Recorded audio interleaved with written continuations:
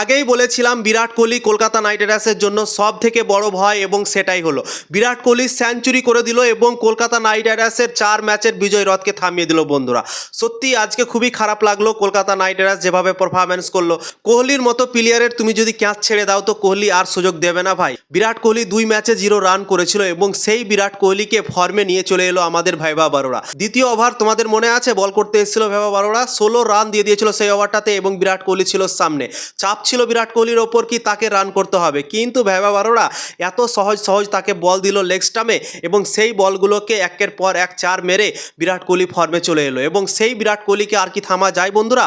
তাও তো একটা সুযোগ দিয়ে দিয়েছিল বিরাট কোহলি ক্যাচের, কিন্তু রহমান পাওয়াল সেই ক্যাচটা ধরতে পারলো না। ইন্টারন্যাশনাল লেভেলে বা আইপিএল এর মতো বড় মঞ্চে এই ক্যাচগুলো ধরা উচিত। ডাইরেক্ট তার সামনে বল গিয়েছিল, একটুও কিন্তু এদিক ওদিক যায়নি, সামনে বল গিয়েছে তো ধরতে হয় সেই ক্যাচগুলো, কিন্তু আজকে ধরতে পারলো না। এবং ভৈভব বারোড়াকে কি বলবো ভাই, না তার বোলিং হচ্ছে না তার ক্যাচিং হচ্ছে, সহজ একটা ক্যাচ বাউন্ডারি কানাইসে ছেড়ে দিল। তো এইগুলো ক্যাচ যদি তুমি না ধরো তাহলে ম্যাচ কিভাবে জিতবে? তো ক্যাচ ছাড়ো ম্যাচ হারো যে কাহাওয়াতটা আছে না, সেটাই আজকে সম্পূর্ণ হয়ে গেল কেকেআর এর জন্য বন্ধুরা। ক্যাচ ছাড়লো দুটো এবং ম্যাচও হেরে গেল। দেবদত্ত পাডিক্কালকে ক্যাচ ছেড়ে সুযোগ দিল, বিরাট কোহলিকে ক্যাচ ছেড়ে সুযোগ দিল। বিরাট কোহলি 105 রান করলো 60 বলে, নট আউট থাকলো এবং অসাধারণ সেঞ্চুরি করে কেকেআরকে হারিয়ে দিল বন্ধুরা। বিরাট কোহলি দুটো ম্যাচে 0 হয়ে গিয়েছিল, সবাই জানতো কি বিরাট কোহলি এমন একটা প্লেয়ার যে কামব্যাক করবেই ভাই, বেশিক্ষণ চুপ থাকবে না। এই ম্যাচটা শুরু হওয়ার 2-1 দিন আগে থেকে আমি ভাই বলে আসছি কি বিরাট কোহলি সব থেকে বড় ভয় কলকাতা নাইট রাইডার্সের জন্য, কেননা দুটো ম্যাচে 0 করেছে। তো বিরাট কোহলি এমন একটা প্লেয়ার কামব্যাক তো ভাই করবি। কলকাতা নাইট রাইডার্সকে বিরাট কোহলির ওপর একটা ভালো প্ল্যান বানিয়ে আসতে হতো, কিন্তু দেখে মনে হলো না কি বিরাট কোহলির ওপর কোনো প্ল্যান বানিয়েছিল কলকাতা নাইট রাইডার্সের দল। যদি প্ল্যান বানিয়ে আসতো তাহলে কিন্তু বিরাট কোহলিকে লাইন দিয়ে বল করতো, কিন্তু ভৈভব বারোড়া দেখো কিভাবে আউট অফ ফর্ম প্লেয়ারকে ফর্মে নিয়ে চলে আসলো এত সহজ সহজ বল দিয়ে ভাই।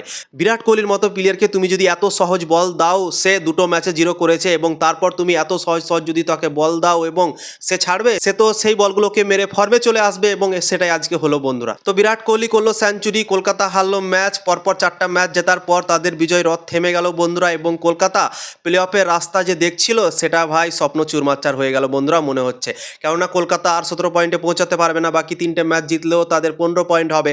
তো এই বছর মনে হয় না কি 15 পয়েন্টে কলকাতা নাইট রাইডার্স কোয়ালিফাই করতে পারবে বন্ধুরা।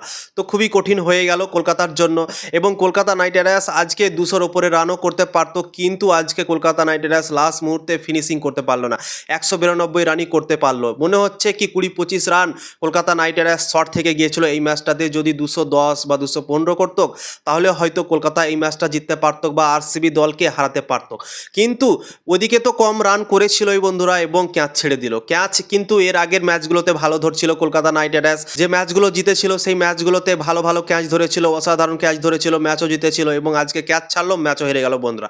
এবং আজকে সুনীল নারায়ণ বরুণ চক্রবর্তীর জড়িটাও ভেঙে গিয়েছিল।